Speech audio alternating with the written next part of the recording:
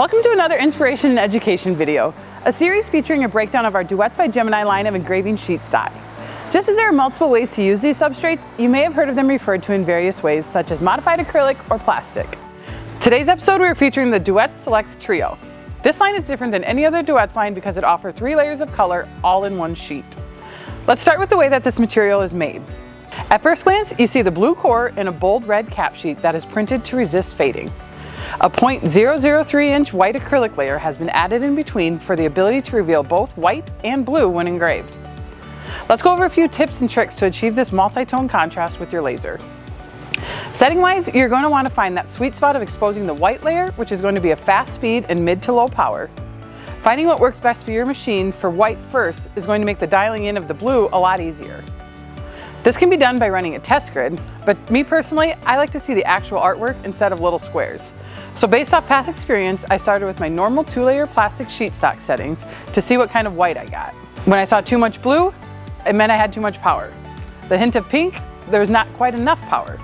A big tip I would recommend is pick a speed and stick with it. Only changing your power and only do it at small increments. Speed and power are 2 big properties you can change, but also take into consideration things like DPI, LPI, and dithering pattern. For example, for this material, I have found turning off the air assist helped lessen the amount of debris from the plastic settling back down on the engraved area. As you can see here, this is marked with the same speed and power settings, but with the air assist on. Once the sweet spot of the white is found, which on my Trotec 80 watt, I found 25% power and 65 speed to be the best. Then coming back over to mark the blue at right around twice the power and the same speed. If you are noticing your blue layer is looking a little washed out, that usually means that you've gone a little too deep and you might want to pull back on your power. So now let's look at the artwork setup and the best practices. Most materials you have the top color and you are removing to expose the color underneath. This being a 3-color, the artwork can be a little more complex than just black and white. Being a visual person, I like to see the layers in color as I design them. So picking what I want to stay red and which areas I'm going to remove for either white or blue.